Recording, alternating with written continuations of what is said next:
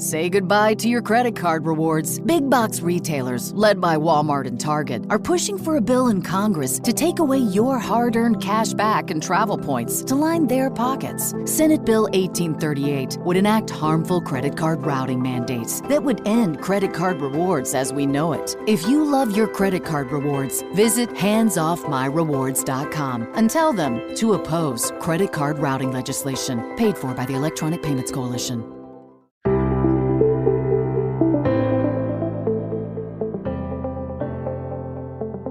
Hello and welcome to the Paddock and The Pavilion for the fourth show of our Festive 5, with me, your host, Stephen Wallace. On today's show, we have one of our most inspiring guests, Natalie O'Rourke MBE, the manager of Park Lane Stables, who updates us on their move back to Teddington in southwest London. Natalie and Park Lane Stables were one of the good news stories of 2021. When the award-winning charity and Riding for the Disabled Association Centre were saved from closure by the generosity of the general public. In this feel-good podcast, we have a lot of good days at Park Lane, says Natalie. You will hear what Natalie and her team have planned for their return in April 2024, together with news of a trip to the ladies' singles final at Wimbledon, pony racing, and her son Woody's love of Brentford Football Club. Park Lane Stables is coming home. Hello, Natalie. Welcome back to the Paddock and the Pavilion. Hi, Stephen. Thank you for having me back on. Yeah, last time it was December 2022 when you were last on. I looked up, the first time you were on was back at the end of January 2021 when you were surrounded by Elliot and Trigger. Yeah, and they're still very much with us. They're not with me right now here today, but yeah, they're still very much part of the Park Lane family. Well, hopefully they're not there with you at the moment, as we're recording inside. Yeah. No, their family tucked up in bed for the night in the stables. And the last time we spoke, you had just received your MBE. The paperback version was out of Only Heroes and Horses, and you'd been on the BBC Breakfast sofa. Yeah, gosh, so many things have happened. Yeah, it's all it always feels like a bit of a whirlwind, and there's never much time to reflect on what's happened. So when you remind me of those things, it's like, oh my goodness, yeah, that happened. And it's sort of 12 months since I got my MBE, and I've tried really hard to use the MBE to sort of have a voice, really, because when you get an MBE, people listen to you more, which is great. And I was determined to sort of put it to good use, really, and not just receive it and not really do anything with it. So I'm part of the Diversity and Inclusion Committee, a national committee for Pony Club. So I'm part of a group that's trying to create change and create more inclusion within the Pony Club. So that's one of the things I'm doing. And then I've been doing some public speaking about social licensing, because as your listeners will be acutely aware of, especially with the racing industry, we've all got to be really, really mindful of public opinion, and we really need to be careful of the public's perception of horses. So that's one of the things I've been doing this year, is trying to get a really strong positive message out there about horses. Well, it's very important, Natalie, to get a positive message about all the good things that horses do in public life. Absolutely, yeah. So yes, that's what I'm always trying to do, is tell the good side of it, really, tell the good side of everything to do with horses, and get that message out there. So when something negative does occur, we've tried to balance it out, really, because I think things are shifting, aren't they? And we need to be very mindful of that as an industry. Especially in the area where you are, because you're living in a city. So it's even more important, I think, in a city to let people know how good horses are, and on all the positive messages you can put out to the city people is even more important, I think. Yeah, you're absolutely right. I mean, I don't know how many horses there are in London, but in actual fact, there's probably quite a lot, because we've got the Household Cavalry and we've got the King's Troop. and we've got the Metropolitan Police horses and the City Police horses, and then the charities like us. But you're right. We have to work really, really hard to keep the public on side, because in a city, people don't expect to see a horse, and it's not a natural environment for a horse. So we work really hard at Park Lane to give the horses the best life that we possibly can. And we spend many, many hours transporting horses, because our horses do like shift work. So they'll do sort of 4 or 5 days of their work, and then they'll go to the field and relax and be horses and be in a herd and graze and do everything that horses are meant to do. And we work really hard to make that happen.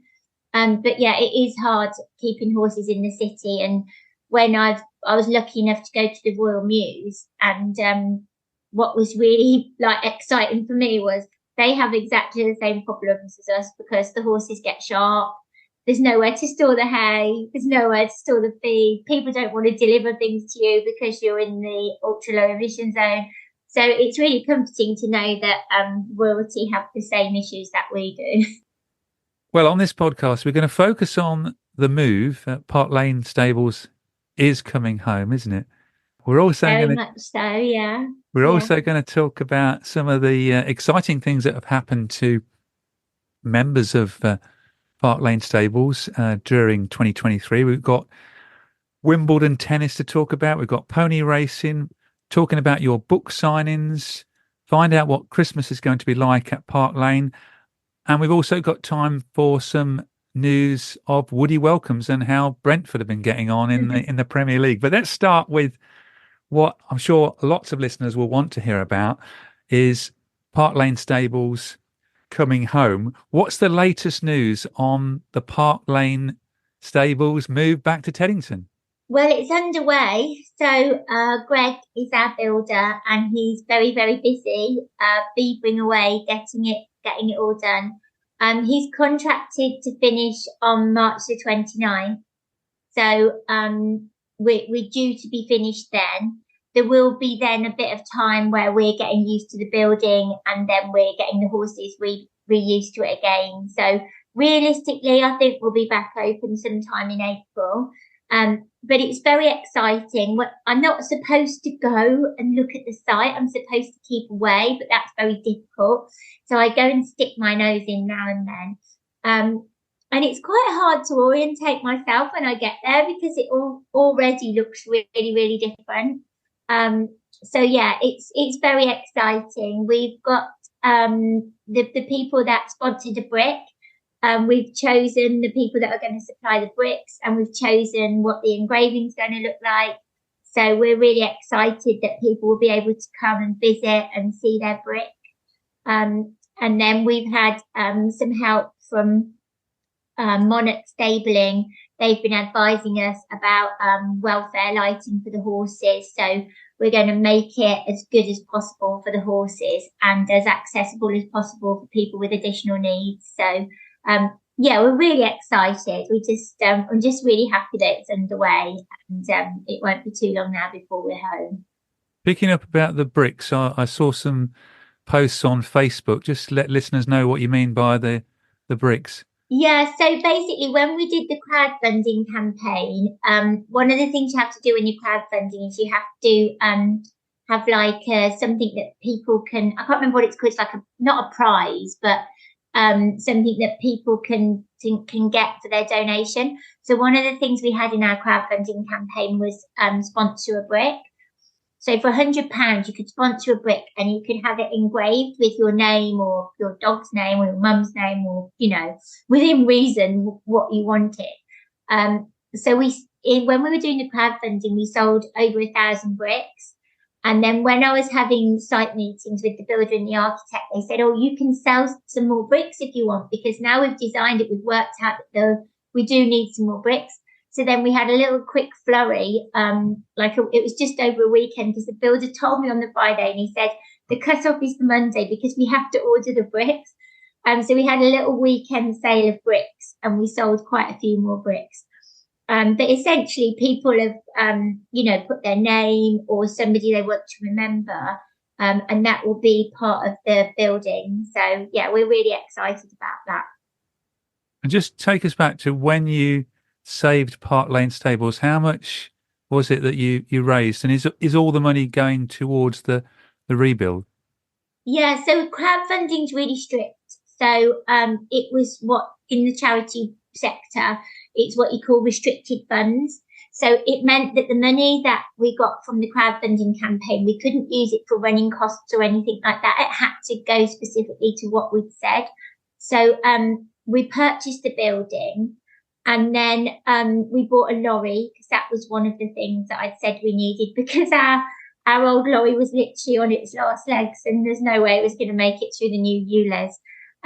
So we managed to purchase a lorry, purchase the building, and now we're refurbishing the building with money that we've got left, because essentially the building was 200 years old and we'd been renting it for 15 years and our rent was pretty high. So we didn't have any spare money to give it the love that it needed. So you can imagine it needed quite a lot of TLC. And also because when it was built and designed, it wasn't designed with horse welfare or disabled people in mind. So we've had to bring it into 2023. We've had to make quite a few changes. And how many horses will you be able to stable at Park Lane Stables in Teddington? Not that many, actually. There used to be 10. We used to have 10, which sounds crazy now because, because we've been in a temporary location for sort of 2.5 years. We've got used to having lots of horses and lots of space. But it was 10 and now it's going to be 9. So, it's going to be quite a lot of change. Will you be able to provide more lessons? No. So basically, we're at absolutely maximum capacity. We're quite a small team and we don't want to dilute what we're doing. So this has been a real moral dilemma, because obviously our profile was raised and loads of people found us that needed us. And at the last year, when we did our sort of stats, we helped 1,000 families and we did 6,000 sessions in a year. Realistically, we can't do more than that without making ourselves unwell.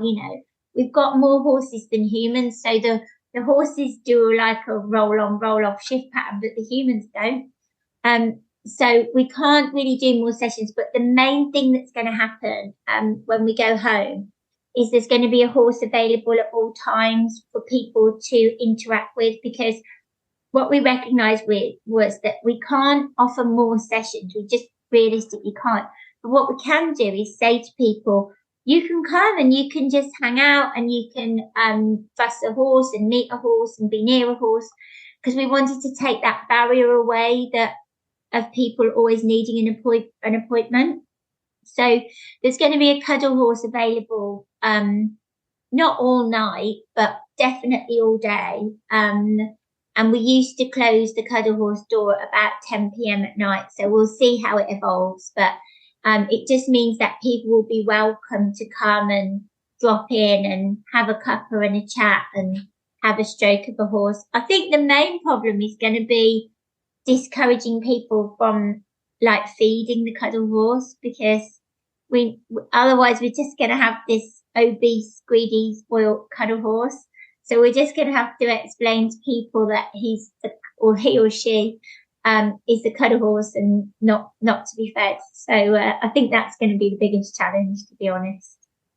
But linking it to what we said at the beginning of the podcast, a cuddle horse could be very important for children in London area who've not been in contact with a horse before.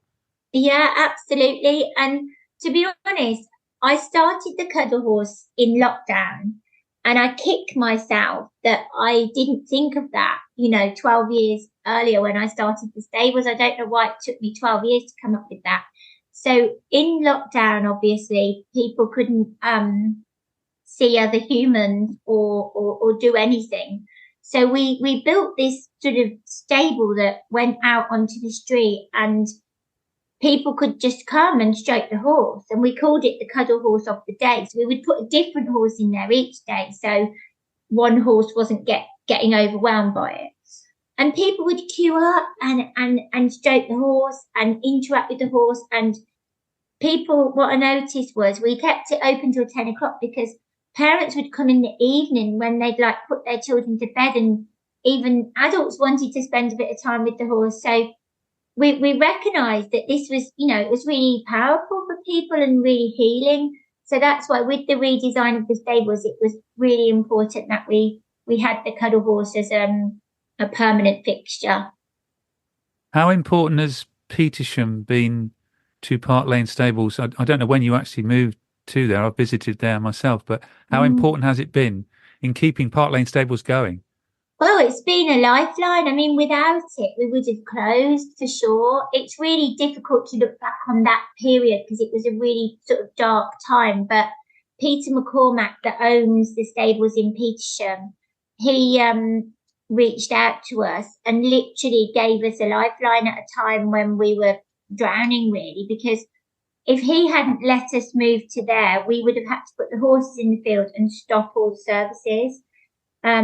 So essentially, I mean, it wasn't seamless because obviously there was a period of adjustment, but we moved hook, line and sinker in one day, believe it or not. And when was that? When did you actually move? Well, the lease ran out on May the 31st, 2021. So we moved on either May the 30th or the 31st. We had to get out. We were forced. So, yeah, it was absolutely awful. I mean, I was hysterical crying. It was dreadful. And loads of people were so kind to me because I wasn't able to sort of function because I was so brokenhearted. But Peter McCormack was so, so kind to us. And, we've made it work and we've kept going and we've delivered more sessions than we've ever done. More people have found us that really, really need us with really complex needs. Like this morning, we had a school, the children have got such complex needs, but they were riding, and they were loving it and really enjoying it. And that's all down to Peter letting us have his yard at Petersham. So many children would have missed out if you'd have had to have closed. That's 2.5 years. Yeah. And last year we helped 1,000 families. I mean, imagine that. And we're doing equine therapy now. So we have a counsellor on site that's delivering counselling and therapy sessions with a horse involved. So if you think how many people we've helped because he allowed us to use his facility, and we just simply wouldn't have been able to do that without him because in London, there just isn't that. It just isn't like that. I mean, if you go to, I don't know, Lincolnshire or somewhere, or Norfolk, there's loads of stables and farms, isn't there, and land, but it's just not like that in London. So yeah, we were extremely fortunate and we're forever grateful to him. But you must be ready to go home and back to Teddington, though. We are. I mean, yeah, I've sort of yearned for it, really. We've adjusted to Petersham, and everyone's done really well. Like the horses have done really well. The whole team's done really well. But yeah, being at home, it's very different. It's hard to explain, really, but yeah, it's home, so it is literally like going home. And yeah, we can't wait. And people have noticed that the scaffolding's up and there's something going on, and people are like, we can't wait. And there's a sort of real buzz around it and a buzz around the community. So, yeah, it's going to be great.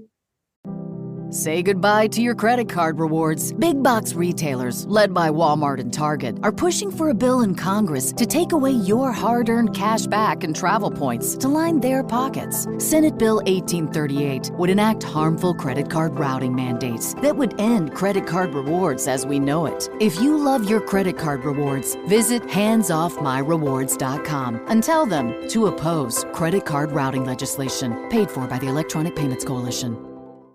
With the Lucky Land Slots, you can get lucky just about anywhere. This is your captain speaking. We've got clear runway and the weather's fine, but we're just going to circle up here a while and get lucky. No, nothing like that. It's just these cash prizes add up quick. So I suggest you sit back, keep your tray table upright, and start getting lucky. Play for free at LuckyLandSlots.com. Are you feeling lucky? No purchase necessary. Void where prohibited by law. 18 plus terms and conditions apply. See website for details. Well, let's move on to some of the other exciting things that have happened at Park Lane Stable. Some of them not at Park Lane, but you went to the Wimbledon ladies singles final. What was all that about? Well, we got a phone call at the stables, and it was the Wimbledon Tennis Foundation, and this lovely lady said that we were the chosen charity of Jennifer Hewitt, who is the chairman's wife. So the chairman is called Ian Hewitt, and his wife is Jennifer. And last year, so in 2022, I was lucky enough to go in the Royal Box, and I was a little overwhelmed, if I'm honest, and I was quite shy. So I was sitting with Tim Peake and Martina Navratilova, and I was thinking, what on earth conversation can I bring, So I was actually quite shy that day. I remember I was a bit, in awe of everything that was going on. And however, they called me and they said, "Oh, you're the chosen charity for Jennifer Hewitt because she met you at the Royal Box last year, and she'd really like you to send a female representative to toss the coin at the ladies' final." So I couldn't believe it, Anyway, there was only one person because they said the person has to be ambulant, articulate, confident, happy on camera, happy with media attention. They were saying all these things to me, and they wanted a child. I thought there's only one person that for this, and she's called Philippa George. She's like phenomenal, and but she's not a child. So I listened to everything they said, and I said, "Okay, I'll come back to you." And then I sent them a little video of Philippa and said, "Look, I know you said a child, but it just has to be Philippa." And they watched the video and they totally agreed with me. And then Philippa and I went to Wimbledon, and we did like a dry run, and she went onto centre court. Nobody's allowed onto centre court, but Philippa was allowed. I was not allowed. And she tossed the coin and she practiced, and we did like a run through, a walkthrough of everything that would happen on the day. I actually didn't go to the final because I was at the RDA National Championships, and I had a grade 1 rider who, Yasmina, who she wants to be in the Paralympics, and she qualified for the RDA National Championships, which is at Hartbury in Gloucestershire. And I was like, I can't leave Yasmina. I have to go to Hartbury. I know Philippa will be fine. So one of our volunteers actually took my ticket, a lovely volunteer called Kate, who just gives all her time to the stables. So she went, and Philippa smashed it. She absolutely smashed it. I knew she would. What an exciting day, and what a privilege. And we were just absolutely delighted. And actually last week, Ian and Jennifer Hewitt came to the stables. It was a really cold day, and they came to the stables, and they came to see what happens at the stables, and they met the team and watched some sessions. So yeah, it was really we felt really privileged, that to be chosen for something like that was amazing. And also the charity on the Sunday for the men's final was Water Aid. So if you think Water Aid is like a huge charity, like worldwide, and then there's us, tiny little Park Lane stables, we were chosen for the ladies' final. So yeah, we were blown away. It was really big highlight of the year. But you weren't there. No, I wasn't. But I didn't mind because Kate, the volunteer who I gave the ticket to, she loves tennis. She's a huge tennis fan. So it was really important that somebody went that would enjoy it. And I had no worries about Philippa. I mean, she is so confident, and I couldn't think of anybody better to represent us. She was just perfect. A truly special day for Park Lane Stables, though. Yeah, absolutely. Yeah. Pony racing. Where have you been this year? Pony racing. Well, most recently we went to Lingfield, and we went to Ascot in April. Lingfield's fresher in my mind, obviously, because that was most recent. So we only had 2 runners at Lingfield actually, and it was much easier for me because in April at Ascot, I'm sure we had 4 runners. Oh, and we did Wolverhampton. This year we've done Ascot, Wolverhampton, and Lingfield. And it's quite hard when you've got more than 2 runners because obviously there's me. And then, I try and grab more people to help me and get some volunteers to come along. But it's hard because I've trained the kids and then you've got to manage their sort of mindset on the day. So I'm trying to manage the pony, look after the pony, get everything ready, go in the parade ring. But more importantly, manage the mindset of the child because it's their first go at racing, and we can teach them all the technical skills and we give them toolkits for mindset, but on the day it can be really, really overwhelming for them. So yeah, just having 2 ponies at Lingfield was much easier for me. And there was a girl that raced called Addie, and we had an Addie and Max. Max is quite confident, so he's actually one to watch. He's called Max Munns. I would look out for him in the future because he's like O'Shane. So Max reminds me of when I had O'Shane. So I think Max will probably go on and do well. Addie is really different. She's quite like nervous, and sometimes her nerves get the better of her. And anyway, Addie did so well. The pony was being quite sharp, and I thought, going down to the start, but she managed the pony, and then she came. I believe she was 3rd, but to be honest, I couldn't have been more proud if she would have won because she gave it everything. She rode her absolute best, and she overcame her nerves and she remembered everything she'd been taught. So yeah, so proud of them all. But that was a really good day. We have a lot of good days at Park Lane. It sounds like it. And remembering O'Shane, I've just been in contact with him today, and of course O'Shane Marsh, who rides out for Charlie Fellows. He's 18 now. He won for you at Ascot on Doogie.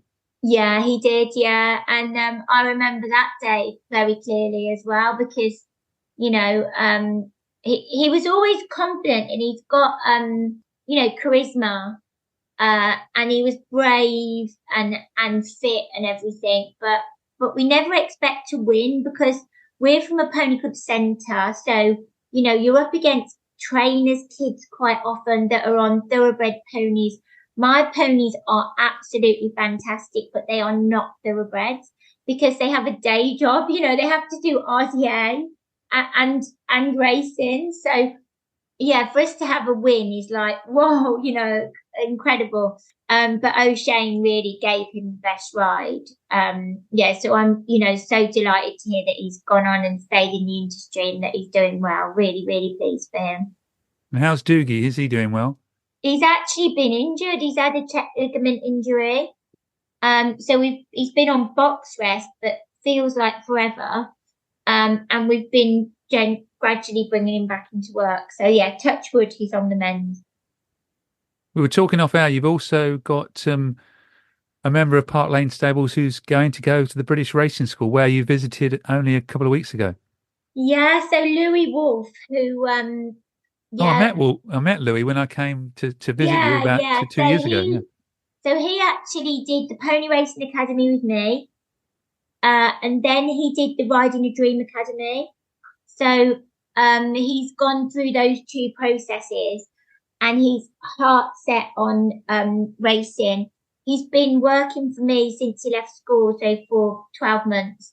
And we're really, really chuffed that he's been accepted at the British Racing School, and he starts in January. So we're devastated for us because we're going to miss him, and he's so helpful. But we're delighted for him, and this is everything he's ever dreamed of, and he's worked so hard for it. He really, really deserves it. And this is a 9-week course he's going on? I think so. No, it might be the slightly longer one. I think it's maybe the 12-week one. But he's very excited. I've seen the program. It's like, ooh, it's hardcore. They don't get a day off. It's really great preparation for the industry, and they also teach them life skills. So they teach them things that will be helpful to them in the future. Like sewing a button on or changing a tire, and those sort of life skills that his age group really need. So, really, really happy for him. And we were at the British Racing School a couple of weeks ago because we did the Riding a Dream Academy taster day. So I had 10 children that I took down for the day. Really fantastic opportunity for them. So they all went on the exercises, and then they had a riding lesson in the arena. Really, really great. And for them to have a tour of the British Racing School and everything. So it sort of whet their appetite for the future, that they want more. So, we've got new ones coming through all the time. That's fantastic. Only Heroes and Horses paperback has been out quite a while now. How are the sales going on the book? Yeah, really good. I think they've gone so well that we're now going to the second print because they've all gone. We might have some exciting news to share in 2024, but I can't say more than that at the moment. But yeah, I would say get your hands on a copy while you can, because they might be quite hot property in spring next year. The demand will go up for sure. But I'm really delighted that the book's done so well, and I've had lovely letters and emails from people that have read it, and really, just gorgeous feedback. So I'm really pleased about that. It's an inspiring story, Natalie. When you give your talks, does it really please you that the book can inspire people? Because I know you said on previous podcasts you had some dark times yourself. Yeah, and when that was my hope from the book. My hope was that if somebody hit the bottom, that they would remember from reading the book that if you just hold on, the only way to go is up. And that was my hope, really, that people would read it and remember that, because everybody's life goes up and down, doesn't it? Nobody's life goes up all the time. And it's when you're in those low points and dark times that you need to find some sort of inner strength to hold on and find your way back up. And that's what I was hoping. I thought, I really hope people read this and it gives them that sort of, idea that you can, however bad it is, whatever's happened, whatever you've lost, whatever situation you're in, there is a way out of it. And that was my hope from writing it.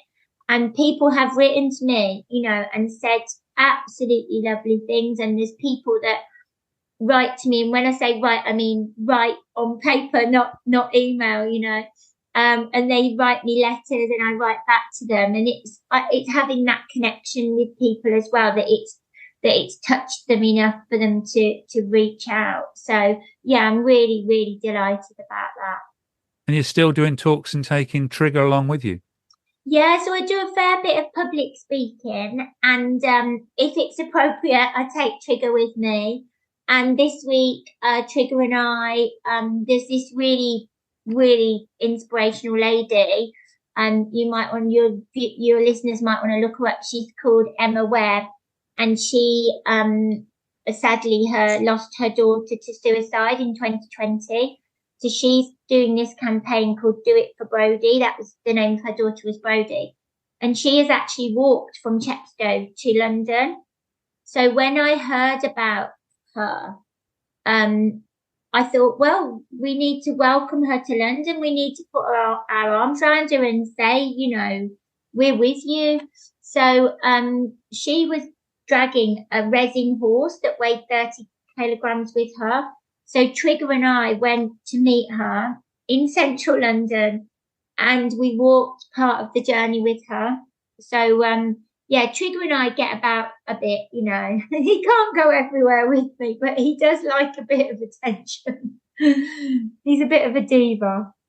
How have you found all the talks? So what's the largest audience you've stood up and spoken to? Oh gosh, I've done some quite big ones, yeah. I've got used to it now, I think. I think I've settled into it, sometimes it's a little bit daunting. I once had to speak to there was about 1,000 people, and Princess Anne was in the front row. So that was a little bit unnerving. But yeah, I've got used to it, and you just have to sort of gauge the audience, I guess, because you know, if you can sort of read the room and see where to spend more time and where to move on. So I've got better at it, I think. Yeah, for sure. And I enjoy it, meeting lots of different people and getting a strong positive message out there about horses. That's the most important thing, the positive messages, which you continue to do. Another positive message you're sending out sort of bi-weekly is your affection for Brentford Football Club, the Bees, and Woody Welcomes. How rewarding has that been this season? Yeah, I absolutely love it. I love Brentford. I love football. And yeah, the whole thing about Woody Welcomes, it's a little bit like horses and the horse racing. You know, the public get to hear negative stories. So the newspapers and the news, they love a bit of negativity, don't they? When something's gone wrong, they love to splash that in the paper. So my sort of thought process was, I want to say all the good stuff about football. I want people to know what all these Premier League clubs do behind the scenes, and all the big clubs. I haven't researched the smaller ones, so I don't know. But all the 20 Premier League clubs, they all do loads of really great things within their own communities. So I started Woody Welcomes to highlight those things and to show people that football is for everyone. And we've definitely achieved that, because people have contacted me and said, I didn't know I could go to football, or can you help me find a community football group where I live, and so on. So yeah, it's been brilliant. And Woody is a big part of the Brentford family. And he's part of the Brentford Penguins, which is a football club for those with Down syndrome. So that's a huge part of his life and mine now, really. And as we chat here, 11th in the Premier League, you're confident that Brentford are going to stay up again this year? Yeah, we hope so. We hope so. I mean, we just enjoy the ride as Brentford fans. You know, everything's a bonus, and it still feels like very, very much like a family club, and I don't think it will ever lose that. And we're happy sitting at 11th, because you know, we don't want to be relegated, but we don't want to aim too high. You see what happens to some of the other clubs when they've got other things to concentrate on. So, but yeah, we absolutely love going to football, and we've got feels like we've got a massive family of like thousands of people that are our Brentford family. On the subject of family, what's Christmas going to be like at Park Lane Stables? Well, hopefully peaceful, but with horses, you know, that probably won't happen. They'll probably break out of the field or do something really dramatic on Christmas Day. I'm just waiting for that.